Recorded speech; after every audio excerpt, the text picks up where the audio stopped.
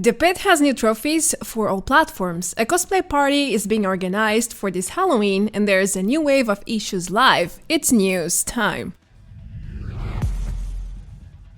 Hello everyone, welcome back to another Fallout 76 video. I'm back for another round of interesting things, but for this specific video, I'm going to begin with several bright and positive topics for a change, such as a new mod that features dozens of unmarked locations, as well as the new The Pit trophies, new Fallout merch, and even a cosplay player-organized event taking place in several US cities. Then I will explain how the Fusion Recharger works and address a bunch of new issues live in 76 right now, such as the friend list Desync, a new camera bug, favorites bar problems, and so much more. I hope you're ready. Let's get right into it. Discover 76 is a new mod developed by Rot, which easily allows users to discover new locations in 76. Currently, the mod includes about 100 marked locations already, but this is a work in progress, so expect regular updates in the future. Now, you can grab this mod for free at Nexus Mods. The link is right below the video in case you want to check it out or don't load. Once installed, your 76 map will be updated like this with these green dots and the respective location names. I must confess, I already visited some of them, and it's crazy how after so many years there's still plenty of unexplored places. Appalachia is full of mysteries and hidden places, that's for sure. Anyhow, this mod is a true result of team effort, sort of speaking, because the concept idea was actually mine, and I brought it up to Rot, who has the tech skills to make it real, to make it happen. Then he used the Fallout Wiki to get started, and later on he got in touch with Gamer Mom over 50, who provided a huge list with even more unmarked locations. Lastly, the proofreading was done by Border XR. So you see, this mod wouldn't have been possible without the power of our lovely community. Well, if you feel a bit bored with the game, this is an excellent way to spice things up and discover Appalachia on your own terms. It's a really useful tool in my opinion.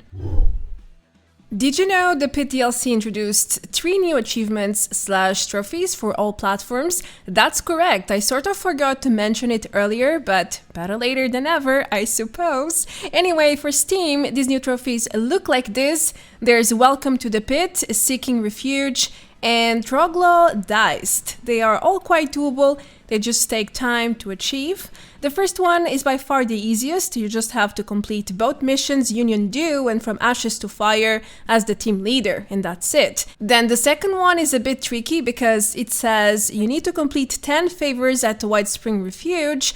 At first, I thought Bethesda meant helping the responders by completing their daily missions, but that's not what they meant, not at all. You actually have to complete random encounters there. They also feature responders, normally random NPCs, who always request your help one way or the other. The not so good news here is that the encounter only spawns once per day, so it might take a while to get this one done.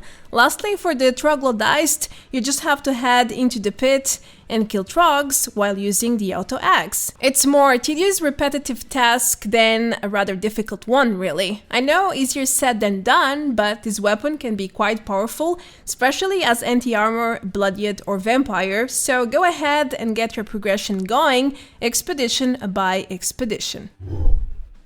Alright, the next news is about an upcoming Fallout cosplay party being organized for the 25th anniversary of Fallout.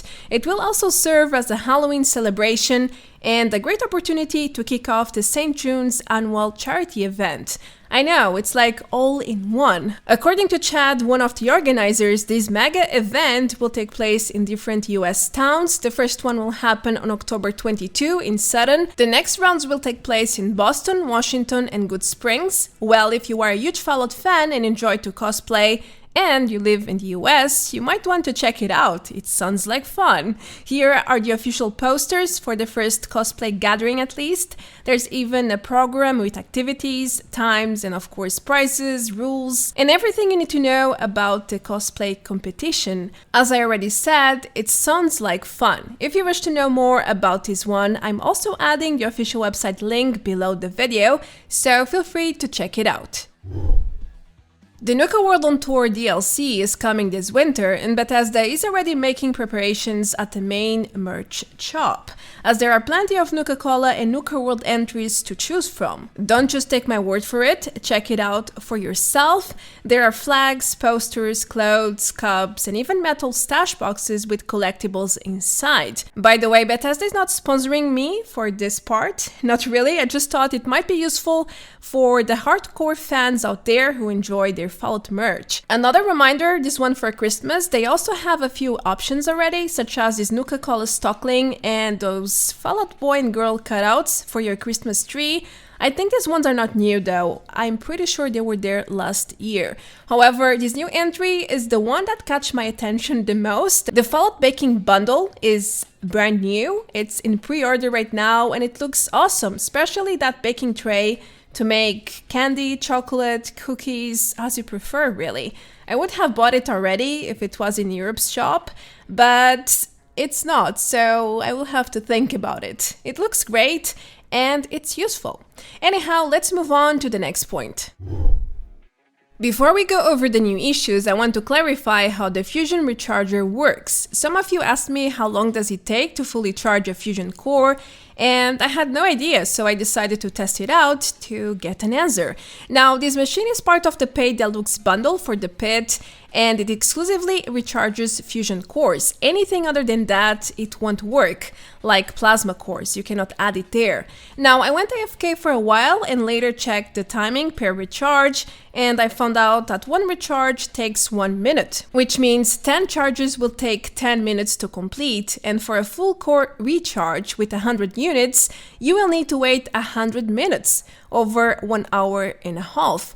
I know it's a long time for a full core, but hey, if you place empty cores before you start playing, they will recharge over time. At the end of your play session, you will surely end up with 1 or 2 fully recharged cores, if not more. Keep in mind that this machine is supposed to help you out a bit to make your life easier, not to fully replace your farming or crafting efforts. The friends list issues continue in Fallout 76, no big surprise there though. I feel like the social tab is an eternal source of issues since the release of this game, and I'm sorry for one of my cats being meowing, but she likes to do that when I speak. However, the latest major issue on PlayStation seems to be fixed now. In my last news, I reported that PSN players had no access to their friends list on September 23, as reports indicate. Thankfully, this issue was patched out, but usual everyday issues continue, such as empty friend lists every now and then, or the famous Desync error as shown here. You never know, when will they strike next? Well, it's a never-ending story, so let's not waste any more time here and move to the next point. I don't know about you guys, but ever since the Pitt DLC went live, my favorites bar went from bad to worse. Literally, it doesn't work most of the time. Clicking on equipped items there is almost the same as doing nothing much. For consumables, it's the absolute worst. Look at this. I was trying to drink some water, but it never worked until my 5th attempt. Now imagine trying to use stim packs or radaways in a life or death situation. You will be long dead before the favorites bar decides to do as told. This is one of the reasons I often die lately. Using a stim pack is really hard for me. The shortcut key is also bugged. Now the favorites bar bugs out often too. Even changing weapons can be challenging at times. In fact, when it does register, I get a small freeze on the weapon swap. This issue is old though, it's annoying, but it's there for a very long time. All in all, for some players, the favorites bar is now unreliable and a huge source of frustration. Ugh. Let's just hope Bethesda can fix whatever broke with the last DLC.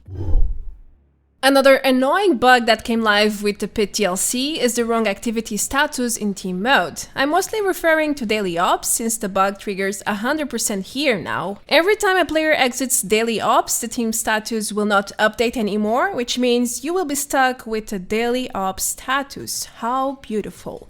As a result, teammates will not know if the rest of the team is in fact still inside daily ops or out in Appalachia. It's a bug that can easily deceive you, so when in doubt, make sure to join daily ops to ensure you're not missing out on the run. To fix this bug, make sure to rejoin the team, or else it's not going away on its own.